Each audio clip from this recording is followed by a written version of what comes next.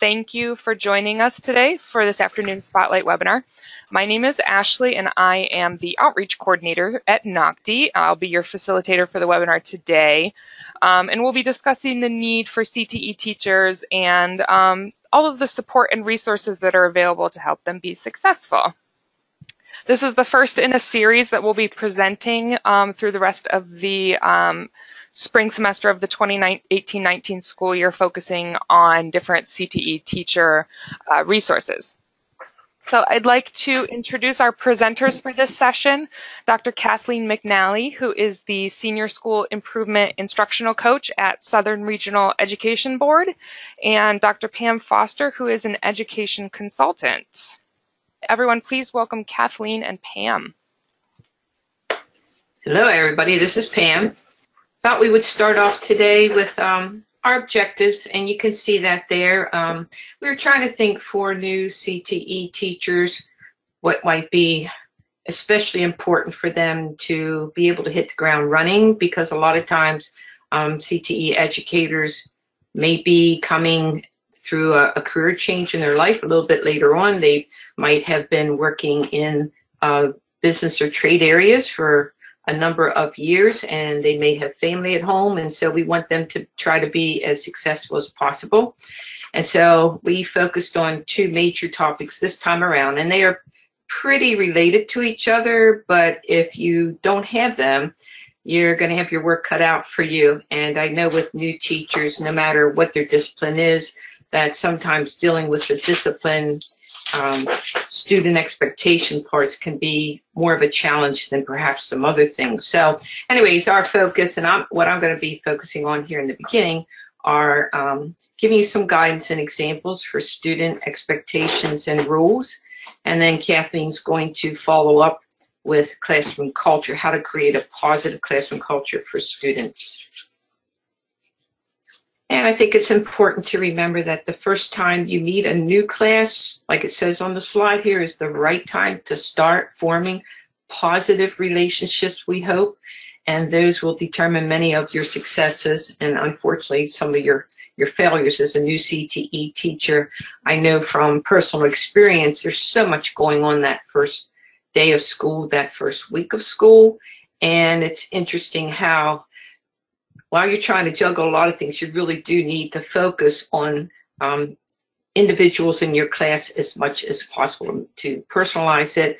But I'm also aware, trying to figure out who might be a potential problem for me that might start working against me, and I tend to try to pick that person out right away and start making a positive relationship with them, maybe getting them to help me pass out papers or do something, just trying to get it to work for me instead of against me. And of course, you don't want to let them rule the class, so you want to pull in everybody as much as possible. So we're going to go through some strategies to try to make those connections, not only with the students, but then eventually in an upcoming webinar, we're going to talk about parent guidance counselor relationships, plus some other things that are important to a CTE educator. And I included this quote by Jeff Bailey here. I know a lot of teachers have kind of a set of student expectations, behavior. They might be working with one or more mentors, and those people can help to counsel them as to what might work for them in their particular situations.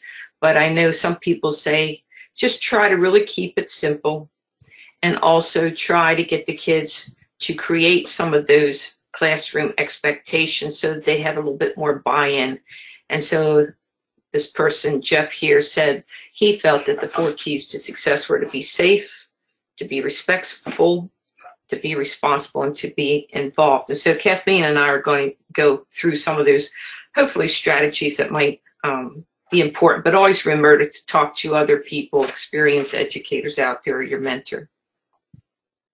Teachers do have to plan and generate experiences so that students can build on their initial interest in their selected technical field. They might say, I want to go into culinary, I want to go into precision machine technology, but then keeping them there for 3 or 4 years, a lot of things are going to affect that. And we want the teacher to be the catalyst to helping them maintain that interest and to build upon it. And having clear, consistent, fair rules is going to be very important. And consistency especially. You don't want to have one student being treated one way for something that needs to be changed or corrected, and then having other students that you may favor and changing the rules. Kids will see through that very quickly. We also want to provide opportunities for students to get to know each other, besides the teacher, to get to know each other, because a lot of times they may be coming from different sending schools, academic schools. I know my experience that I had at the one career technical school, there were 14, maybe 15 different sending schools. These kids don't necessarily know each other, so we need to build upon getting them to know each other and working with each other in a positive way. I thought it'd be interesting just to see here if we could do a short little activity at this point in the year. We're in February here now, and some of the newer teachers perhaps have figured out some things that work for them. So those of you that are out there listening to the webinar live, if you would be willing to share a rule that seems to be one of your best classroom rules, student expectations that seems to work for you. We'll wait a little bit to see if you either talk about them or you could put it in the chat box and ask. But it'd be nice to have a little bit of sharing here. Let's see what happens. You can maybe have that conversation or already had that conversation with other people, but there's always tricks of the trade that you can learn from other people. So we're going to go in and kind of talk through this a little bit better now. To try to get your students to get to know each other a little bit better, and for you to get to know them, it's important that you, right from day one, try to start communicating to them as they come in the door. Try to get to at least know their first name, last name as soon as possible, but just make that personal connection. I know sometimes teachers will say hi, you know, Joey or Mary or something like that. I've seen teachers that have like a special handshake for each of their kids eventually. Whatever it takes, just to not be at your desk looking through paperwork, to be there at the door and meet them. And then, of course, there's some icebreaker activities as well. And some ones that I have used already is to create a bingo card and put in things that the students would be interested in. Maybe some of them are in some hobbies. I know they might be in a sport at that particular school or in their sending schools. The kids seem to often like music. What groups do you like? Just anything to kind of build a connection between students. And so if you take some of the things that you think might be interests of theirs, to put them in spaces, and then they would go around sometime maybe in the first couple days of school or whenever, really never too late, and whenever they would find a student that matched one block, like let's say did cross country, that student would write their name in that block, and then the person with the bingo card would go to the next student and try to find something that that person was interested in. Again, it would help to kind of build connections and would be sort of fun. So if they had 5 in a row, cross up and down or diagonally, then maybe some little prize for them, but you just kind of have them share some things right away. Another thing that I saw was would be something fun for a carpentry class to do is to make a big Jenga set, those big blocks, and the teacher would put a question on each block, again trying to be some sort of a question where one student, as they pulled out a block, they could share it with the group, maybe instead of just one-on-one like the bingo card activity. But that would be kind of fun as well as informative, I think. And Pam, I did have a chat from Jennifer, who has a little one on her lap, so she's muted right now. Okay. But she says we talk a lot about respect and how that's demonstrated through class discussions, including eye contact, body language, questioning, and things like that. Yes, definitely. All of those things are very important. I just saw a recent thing on a TV station about the eye contact And we think of people looking at their phones a lot, even adults, not just students, but it's important to make that eye contact, to turn your body towards that person. Having your feet pointed towards them is one of those subtle body language signs that shows you're interested. If the feet are pointed away or the body is turned away, then need to communicate a little bit better. Yeah. One of the interesting things that one of my own children told me once was he had an English teacher who's a coworker of mine, and she said most things can just really boil down to be nice. If you want to take your rules and your expectations and how you treat others and vice versa, be nice. And I thought it couldn't be put more simply than that.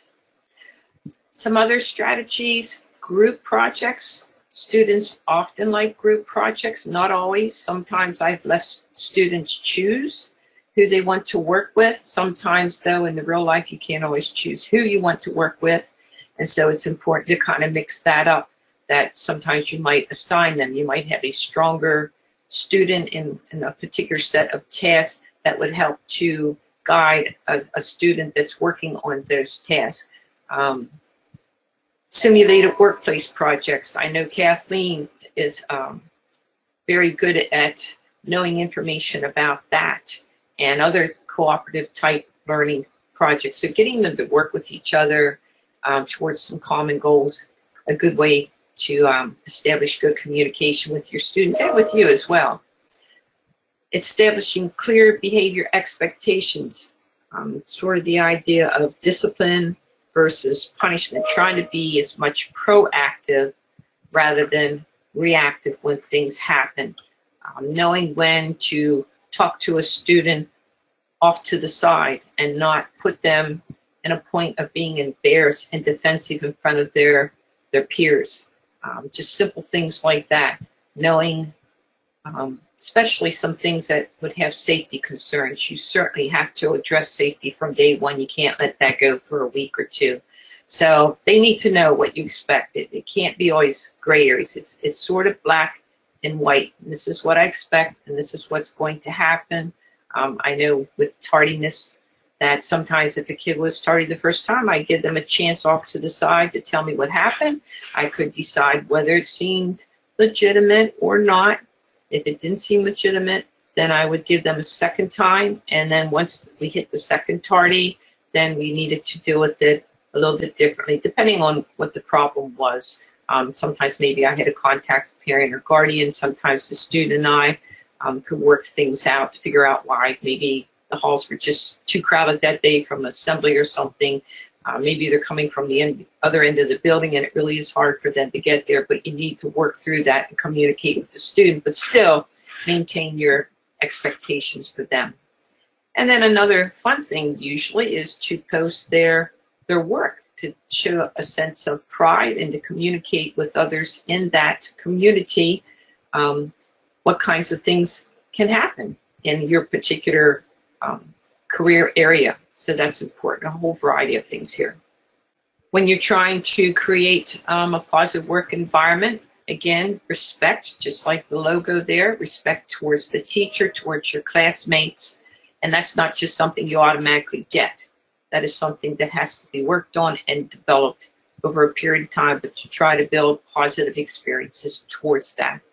You definitely need to talk to your students about what your expectations are for what they bring to the classroom. Are they supposed to have a book? Are they supposed to have work clothes and steel-toed shoes? You've got to have that all up front so that they know what's expected and that they need to bring that. Is it every day? Is it every 2 days? What is it? Because that might vary from one career area to another. Of course, there's going to be concern about attendance, homework, how much homework, how often, to what degree, classwork. How will you participate in class? Will you always raise your hand? Will you be allowed to do kind of active participation where you would give some sort of hand signal? You would respond with a group response at times. The teacher has to kind of guide which type of interaction is appropriate and sometimes give some sort of a verbal or a visual signal so the students will know what is appropriate participation and what is not. So just kind of looking through that. So lots going on when you're trying to create that effective, positive work environment. And the first bullet there I already kind of addressed about how will you engage the students, because when they're engaged, you have a better chance of learning, and that's obviously what we want to do. We don't want to just hear ourselves talk. We want to engage them. There's all kinds of strategies for that. That's a whole nother workshop in itself. What are your expectations for giving quizzes and for testing and for observing them in the work area and completing projects? That needs to be addressed early on. And like I said earlier, especially safety procedures. I know the last person that I had mentored, they would instruct a student specifically in a group and talk about a particular machine, let's say, like a vertical mill, and they would have one person volunteer in that group to go through what that teacher had said was the correct procedure and the for completing a certain task. And then if that person the teacher was satisfied that that person understood, then kind of start to delegate the duty and have that person go through other ones and keep increasing that until everybody pretty much had a chance to verbally and visually show how to complete or a task or how to manipulate that piece of machinery. It doesn't always have to be totally on the teacher. When you have 15 students out there, you're going to get overwhelmed. So get the kids to help you, but make sure that they are doing it in a correct manner, especially concerning procedure. So here are two examples of poster type rules, and of course they're very simplified. You would probably need to go into more detail as you kind of go through things, but it just basically shows you the major things. And like I said before, it kind of all sort of boils down to being nice and being respectful towards the teacher and your peers. So from the book, your first year in CTE, 10 Things to Know, at the end of every chapter, we have some key learnings. And so the particular chapter that dealt with student behavior and expectations, these are not all of the key learnings. There could be more, and I think there are in the case of this chapter, but don't try to cram everything in the first day of school, because think about if you were a student and you went to your academic classes and you went to your career technical class, that if all you heard the first day was, okay, here's what you do, here's what you don't do, make sure you don't ever do this. I mean, it comes across pretty negative, and it's pretty much the teacher dominating it. And so there's ways that you need to change that up. Yes, that stuff is all very important, probably within the first couple days of school. But remember that your students, they're actually your customers, and you got to get them to buy in and to get excited about learning. And so rules are important, but you don't have to do all that very first day and make them take a paper home and sign it, bring it back. Later, yes, but try to do some things to engage them that first day and to get to know each other. Because relationships are critical to learning, and you do want to build an atmosphere of fairness and consistency. So at this point, I'm going to turn things over to Kathleen to talk about a very related field, classroom culture. Thank you, Pam. Good afternoon, everyone. Great to have you join us this afternoon in the month of love and the day of love. It's awesome. So we've got some really positive vibe going on with our session. So great to have you join us.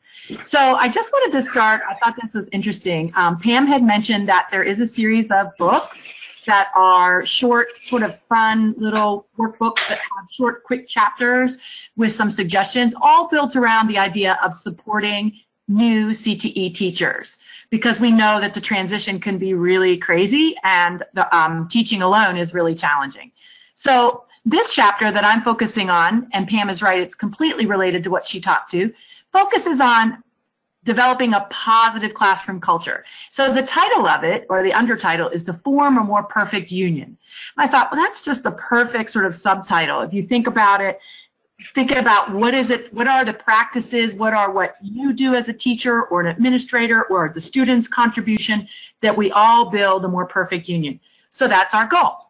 So a quick review from student expectations that Pam was just talking about, and I love that Jennifer hit on this in her comment. So Pam's advice and techniques and strategies really focused on this idea of get to know your students. That seems so obvious, but there you can tell when you walk into a workplace or a lab or a classroom area when that isn't happening. It's definitely obvious. Mutual respect drives all interactions. And so Jennifer talked about how she focuses a lot on that. And then helping students know the playing field. So at any age, all of us like to appreciate, if we're working on a project with our colleagues or any sort of challenge, you want to know the expectations up front, and it's so helpful to be more successful. So I wanted to key into those three, that Pam had hit deeply on those, and to suggest that those all do build into classroom culture. What I'm hoping to do this afternoon is to share with you some strategies of how do you cultivate that from your role. And I would love it if you have access to the chat box. It would be great to hear from you in terms of what your role is. If you're from a career technical center, if you teach a certain cluster in a cluster area, I would love to hear that from you while we're going along. Thank you. So the deep question that I'm going to pose to you to be thinking about in the next couple slides is the idea of the whole reason that we want to focus on the culture of your classroom and your lab is that students have, at any age, a need to belong. They want to really feel valued. I am coming to you from the world of a wild and wonderful West Virginia, and I do much of my work there currently, and I brought that up because West Virginia, over the last 5 or 6 years, has done some very intense work and research on the idea of what does it take to create an environment where students have ownership in their learning. Any teacher worth his or her salt really wants students to take the ownership of their learning. That's truly our goal, and that can be tough because we've created a system in public education in the United States that may or may not cultivate students taking the ownership. It's amazing how often students would look at their teacher expecting them to tell them how to tackle things and what to do next, and it's sort of this learned helplessness. Whereas in our world of career technical education, we have an awesome opportunity to really shift that for students to take on deep ownership and build this real confidence around themselves. So the work that they were done, Pam mentioned simulated workplace. So I wanted to bring that up quickly, that's an effort that was created by our Associate Superintendent, Dr. Kathy D'Antoni in West Virginia. And the whole goal is around student empowerment.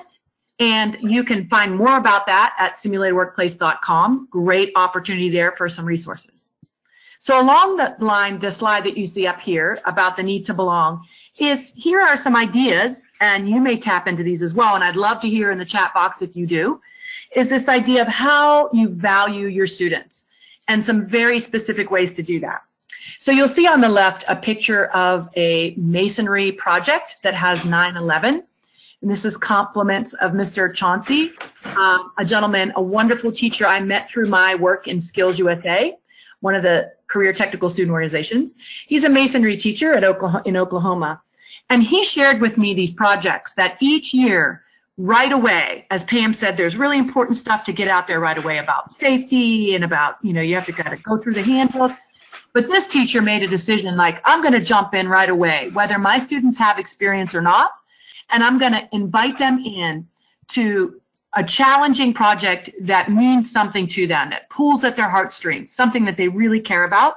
And it's a way that he gets to assess where they are technically in their masonry skills, but it also builds this awesome energy of I feel valued, I feel part of the team, this is what we're about something bigger than just our class and bigger than just learning skills.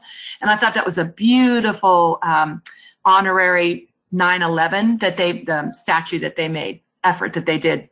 So he shared those pictures with me. I thought it was great. So that's a great way of thinking about building this classroom culture. So a way to do that, like perpetuating the idea of feeling valued, is the idea of creating visual cues. If you, in your labs and in your spaces, if you have opportunities to hang pictures of student work, that stuff is small. You think it's that you would not even think about that, but it holds such weight in the eyes of students when they see their work displayed. It's even better if it's public, if it's out somewhere where it can be seen by others. Just a very powerful thing. There's also a picture of a tiny home in the bottom right corner. That was an effort that you wouldn't believe just how much this cultivated this immense power of respect and pride and confidence in CTE students across the state of West Virginia who were serving others when a few years ago we experienced some flooding. And the flooding was really devastating to several small communities, and they're very impoverished communities. So students that literally had very little of their own had such pride in the opportunity. There was an opportunity through the Department of Ed to create these tiny homes. So anytime we have an opportunity to not only promote their skills by showing off their quality work, but also doing so in terms of helping others, it's so powerful. And also to really just post their work, just make it very visible. All of that can really feed into students feeling valued. Thank you, Ashley. We actually have another comment from Jennifer here asking if anyone's seen the book I Wish My Teacher Knew, taken from the concept of students sharing things that they wish that their teacher knew about them, such as they have a disability, or they don't have access to a computer at home, or they do better with hands-on activities, and they would put these on a poster or on sticky notes.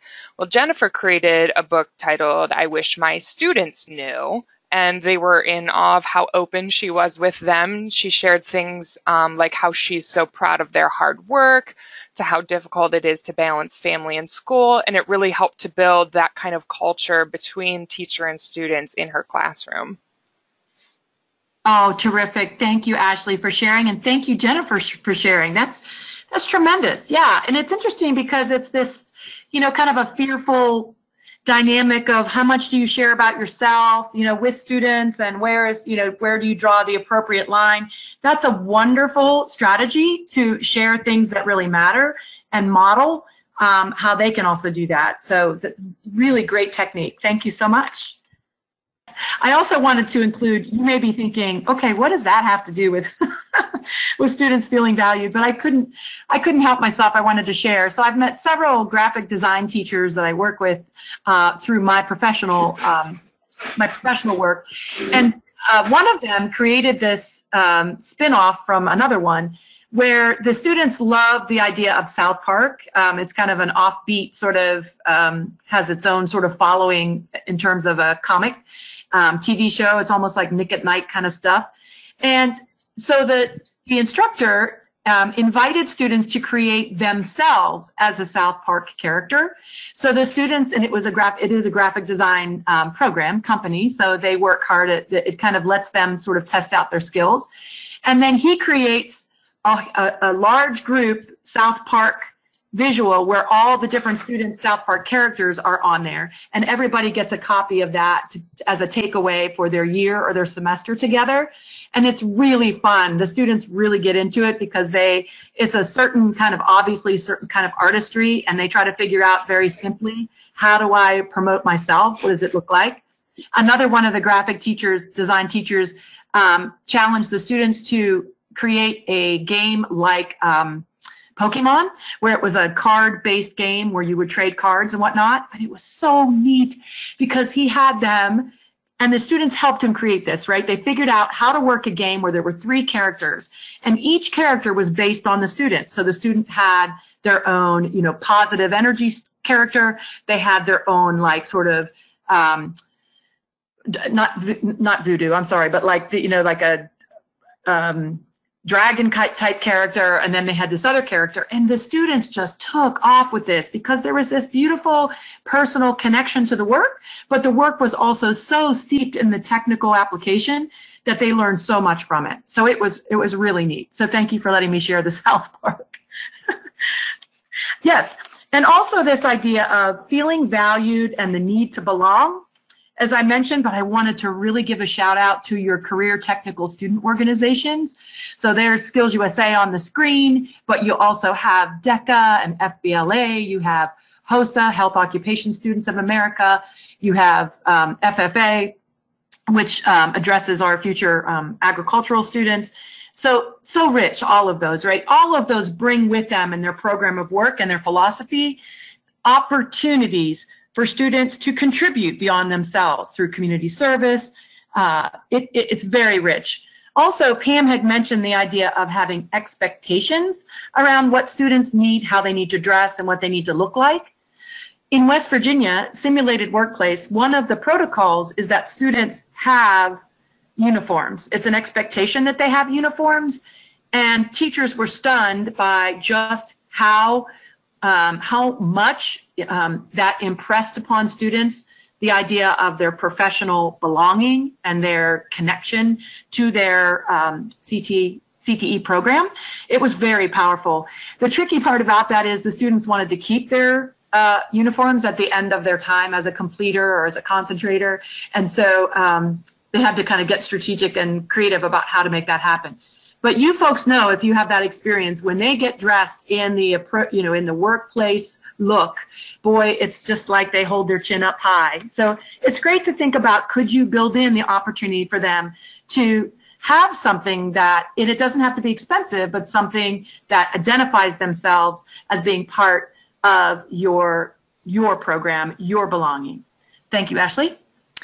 We have another piece of input here from Jill, who said, like Jennifer, that she took one class period to introduce herself and talk about her experiences, including her family, along with pictures. And it really helped for her students to connect to her and opened that door for communication for them. And now her students are very open with her in sharing both their celebrations and their struggles. Fabulous. Thank you so much, Jill. That's awesome. See, it's just, you can tell already that these two ladies already have this like really inviting, positive classroom climate. Appreciate that so much. Yes. All right, here we go. So in continuing along this line of the feeling valued and techniques and strategies to really pull students in, there's also an opportunity in it. You wouldn't think about it at first, but you can use data. Yay, NOCTI. You can use data to help students really feel valued. And by that, I mean that when students are invited to not only set personal goals at the beginning of the year or the beginning of each semester or at the beginning and the end of projects, that they can have input and create a personal goal as well as a classroom or a team goal, and they post those. That really builds in this ownership and it builds in feeling valued, because that's kind of it's an explicit way of saying, I have a responsibility. I am going to be, contributing to this effort and this work. And it's a visual way of acknowledging that. So it can be very exciting. Also, to use data, as Jennifer and Jill alluded to, you can do these awesome, like qualitative strategies where you can pull information from students or share with them in order to model that. Also, you can nowadays very easily with SurveyMonkey and different techniques out there to survey your students every once in a while for feedback, to seeing what they're feeling like, what is working, what's not working, what are some ideas for contributions. So believe it or not, sometimes we think data can be dry, but it can be a great opportunity through goals, measures, benchmarks, and surveys to really bring students into the fold. And I wanted to really emphasize that another thing we're experimenting with in West Virginia and beyond, as you know, that many, many career technical areas, trade areas build on the concept of teaming. So nowadays it's more difficult to work without interfacing with others. And so really having, giving students, creating students opportunities for them to be part of a team.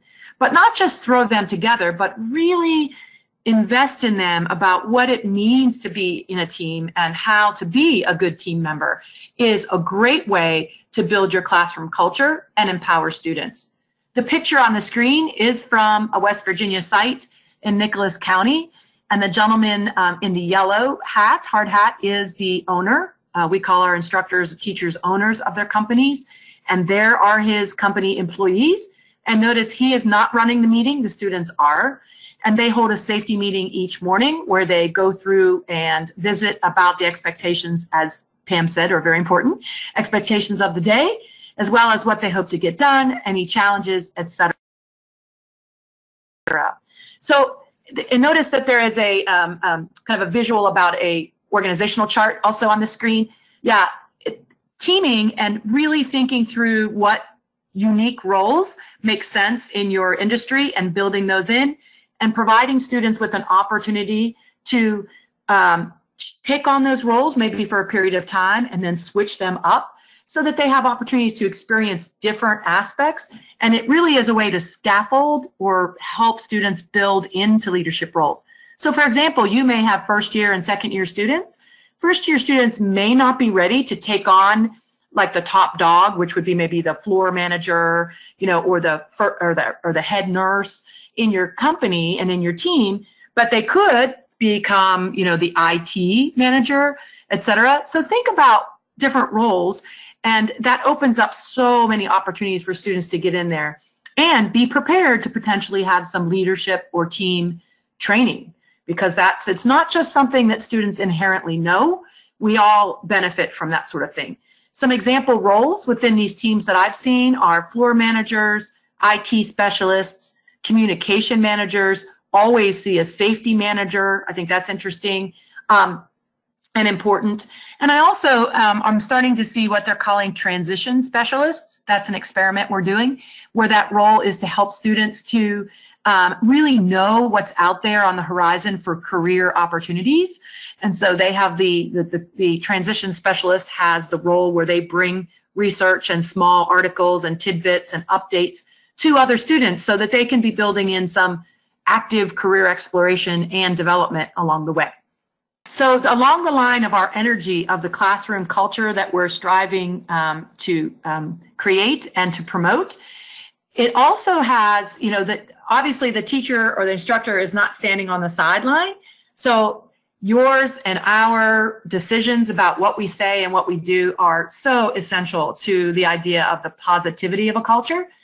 I did want to, from a teacher standpoint, from a pedagogical standpoint, a teacher skill standpoint, I wanted to bring up the idea of, it's funny, but questioning, asking questions and encouraging students to ask questions is it doesn't seem like it would be a promotion of classroom culture, but it really is. If you think about what Jennifer and Jill has shared with us this afternoon, it's the idea that they've opened doors of communication, and that's what good questioning can do. So another technique is to really encourage a lot of dialogue and a lot of Q&A, and you can do that in structured ways or in very informal ways. Some structured ways might be that students have to check in at the beginning, like before you get deep into your project work, or you're going to go out and have a meeting on your lab floor, that you have a quick check-in where students may jot on a Post-it note something like a question they're going to have for today or something they've been chewing on. And then you can have another student go through and reinforce those and visit those. A checkout is great too for your time with them every day. It gives students a chance to kickstart their heads and sort of get themselves connected into the culture and like what you're about. And then it also, at the end of their time with you, gives them a chance to reflect and even get some feedback.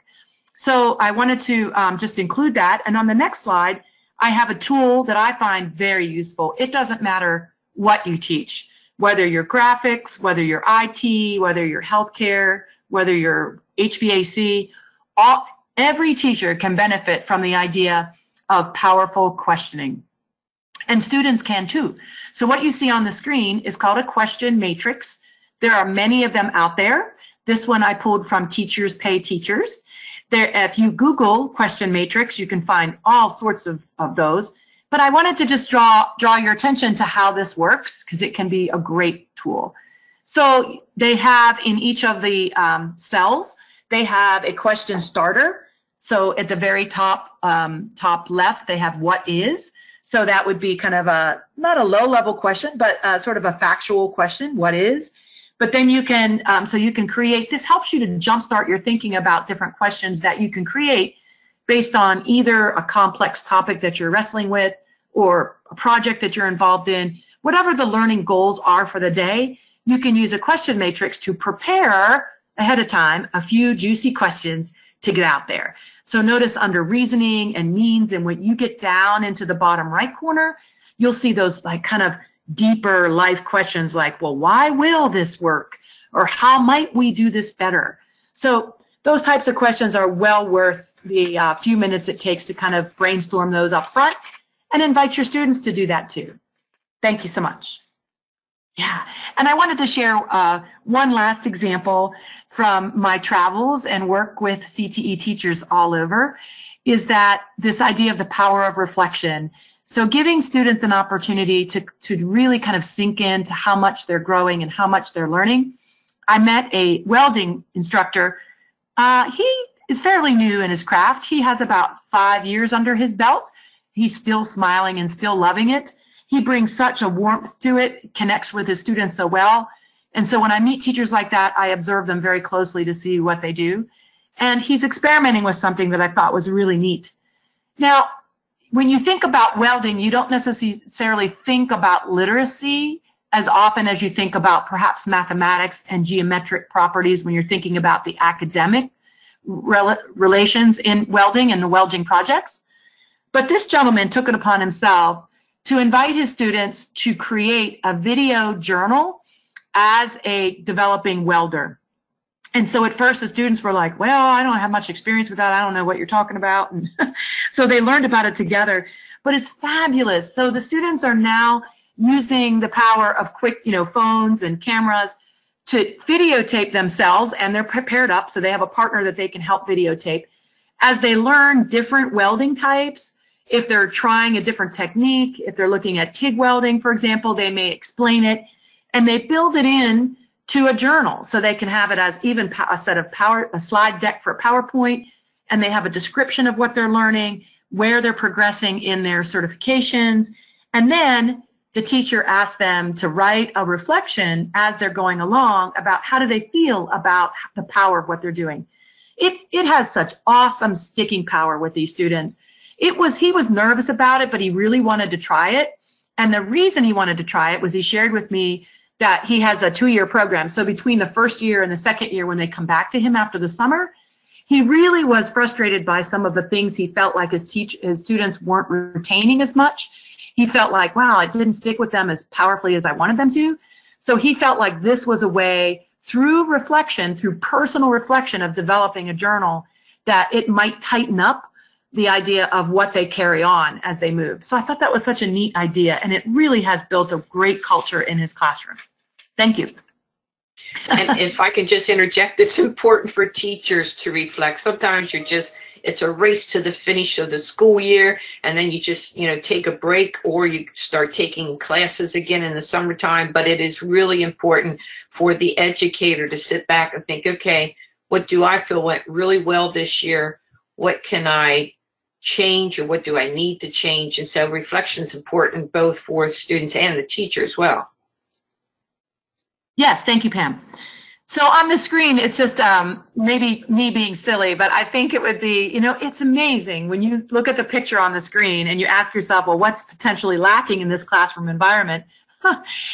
Right off the top, we can suspect that it might be this sort of classroom culture of student ownership, right? Students involved in every aspect. It's amazing in our country, in our culture, how many funny examples there are, and they're readily available, of classrooms that just kill the spirit, the learning spirit in students. And I would like to thank you all from the CTE community, because career technical education brings a whole different opportunity to students. We have the opportunity to bring student ownership and create the classroom culture in a much richer way than perhaps traditional academic classrooms, because there's so much that students can take ownership in with these challenging projects and deep learning, and you already have hands-on components. So it's a matter of how do you build those in and really leverage the career technical magic and create that classroom culture that says you belong, you can be here, you can do it. So as a quick recap, we really are excited when we meet new teachers and they love what they're doing and they're committed and they're growing and they have the right supports. We were working hard in bringing in all these examples. The team that wrote the books for NOCTI and ACTE really are committed to supporting new teachers. And we want them to create this culture that has a positive tone and energy level. Those things matter. You don't think it does, but boy, when you get that energy bar in the morning and you get that energy drink, it really does pay off. So we appreciate you thinking about that with us. And we also want to encourage teachers everywhere to think about how do you encourage students to own their learning and feel success and build that up so that they really truly have a sense of belongings. The series of books have key learnings at the end. And so for classroom culture, they are. So the environment of your classroom really does impact student success. There is research to show that though there is a relationship between how the environment is set and the positiveness and all the techniques that Pam talked about and how successful students are as they move through their education. Culture, tone, and energy are critical. Thank you. Yes. So the idea that Jennifer, in her very first contribution this afternoon, had mentioned this idea of building respect by inviting students in on a respectful level. Right. You know, it was interesting. Over the 5 years in West Virginia in their simulated workplace effort, the research showed stunningly that students said overwhelmingly the thing that makes a difference between their career technical education experience and experiences outside of that and their other school experiences, the number one difference that they appreciate is being respected. That's number 3. And fourth, the idea that students do feel that they can be successful. And that's done by promoting it. It's done by saying, you absolutely can, and let me show you how, and let's show the growth. So that whole reflection, the whole, spotlighting their success, photos of their quality work, projects that give them a personal edge, inviting them into the team structure, all of that feeds that. I thank you so much for the opportunity to share with you some things that I've gathered over my time.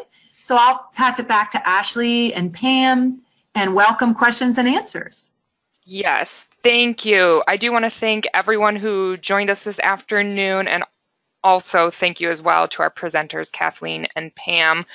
I hope that you guys found today's presentation informative and that you have some takeaways that you can take back to your schools and to your classrooms. And just while we're waiting for any questions, I'm just going to put this slide up here. This is NOCTI's contact information as well as email addresses for both Kathleen and Pam. Should you walk away from this afternoon's presentation thinking you didn't have any questions, but you think of some an hour or a day or a week from now, you can always get with us and we would be happy to help you. If I may, this is Kathleen. I just wanted to encourage, I'd love to hear from anybody if they want to additional, dialogue or conversation or share something with me. May I just suggest that in my email I have a dot in the middle, so it's Kathleen.McNally at sreb.org. Thank you so much. Yes, that's very important. Kathleen.McNally. Yeah, in case they want to chit chat, I would love to hear from them. Thank you. And I would agree with that as well. We really just kind of touched on things, but try to get a few key points across and some strategies to help out. And if there's anything else that you would want to ask us about related to these things, that would be more than welcome. So feel free to do so. Great. And I don't have the information in front of me, but we do have a follow-up to this presentation that goes a little bit deeper into detail. It's called 10 More Things to Know. And I believe it's happening in mid-March, but you guys will find that information on our website, nocti.org, under webinars. You'll be able to find that one. Yeah. That's March the 12th, beginning at 3 o'clock again. And I know that I'll be talking about connecting with parents and guardians based upon some of the information from the second book about 10 More Things to Know. And then Kathleen will be picking 1 or 2 topics as well. And Jennifer just sent a note. She said, thank you. I took notes on a few ideas for my colleagues. She was an English teacher first, so transitioning into CTE was a little easier for her than it has been for her colleagues who have never taught students. Ah, neat to hear. That's awesome of her. And it is a different relationship working with teenagers in comparison to peers. And so you just have to be respectful of those differences as well. Thank you again, both to Kathleen and to Pam, and to those of you who sat in on today's presentation and hung out with us and contributed. That was really awesome. Yes. Yeah, I hope everyone has a great rest of your afternoon. And again, if you'd like to refer back to this presentation, it should be on our website within the week. Thank you, everyone. Thank you, Ashley. Thanks, everyone. Thanks, everybody. Appreciate it.